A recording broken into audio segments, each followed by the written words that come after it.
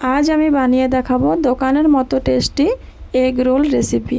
তাহলে চলুন দেখে নিই। এখানে আমি 2 কাপ পরিমাণ ময়দা নিয়েছি। এর মধ্যে দিয়ে দিলাম 1 টেবিল চামচ লবণ, চিনি আর 2 টেবিল চামচ রিফাইন তেল। তেল, চিনি ও লবণ ভালোভাবে ময়দার মধ্যে মাখিয়ে নেব যতক্ষণ না ময়দাটা দানা দানা হয়ে আসছে। এই পর্যায়ে আমি অল্প অল্প পানি অ্যাড করে ময়দার ডোটা আমি রেডি করে নেব। ময়দার ডোটা আমার রেডি হয়ে গেছে। উপর থেকে একটু রিফাইন তেল দিয়ে ঢাকা দিয়ে রেখে দেবো আধা ঘন্টা। ততক্ষণ এখানে আমি সালাদটা বানিয়ে নিচ্ছি। দিয়ে দিচ্ছি 1 কাপ পরিমাণ শসা কুচি, 1 কাপ পরিমাণ পেঁয়াজ কুচি, গাজর কুচি, ক্যাপসিকাম কুচি, 1 চামচ লবণ, 1 চামচ চিলি ফ্লেক্স আর অল্প একটু চাট মশলা দিয়ে ভালোভাবে আমি এটাকে মাখিয়ে নিচ্ছি। এটা মাখিয়ে আমি সাইডে রেখে দিচ্ছি।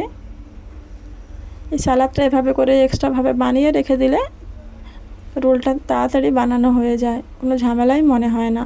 এখানে আমি ডোটা আধা ঘন্টা পরে একটু ছেনে নিলাম। এভাবে করে লেচিগুলো কেটে নেব।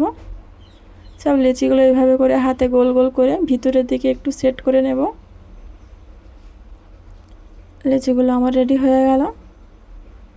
এবার এখান থেকে একটা লেচি নিয়ে বেলে নেব,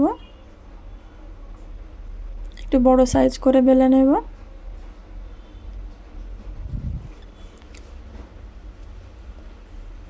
এখানে আমি একটা চাকুর সাহায্যে একটা কোনা কেটে দিয়েছি। উপর থেকে একটু শুকনো ময়দা ছিটিয়ে মাখিয়ে নেব।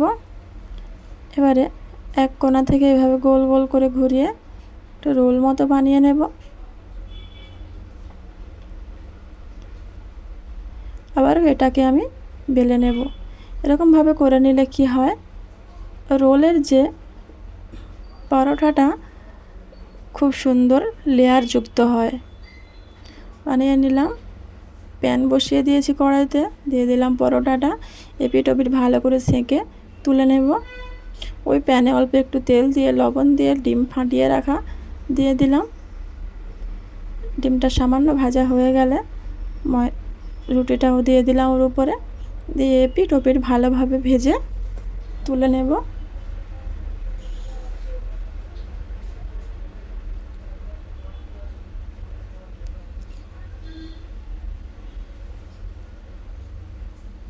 রুটিটি আমার ভাজা হয়ে গেছে। পর্যায়ে তুলে নিলাম। এভাবে করে সব রোলের রুটিগুলো আমি সেঁকে নিয়েছি। আগে থেকে রেডি করে রাখা সালাদটা দিয়ে দিলাম। উপর থেকে সয়া সস দিয়ে দিলাম, রেড চিলি সস দিয়ে দিলাম আর দিয়ে দিলাম টমেটো সস। একটা খাতার পেপার নিয়ে এভাবে করে রোল করে নিলাম।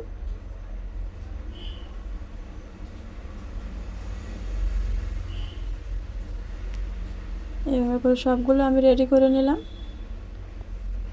ভিডিওটি কেমন লাগছে অবশ্যই কমেন্ট করে জানাবেন। ধন্যবাদ।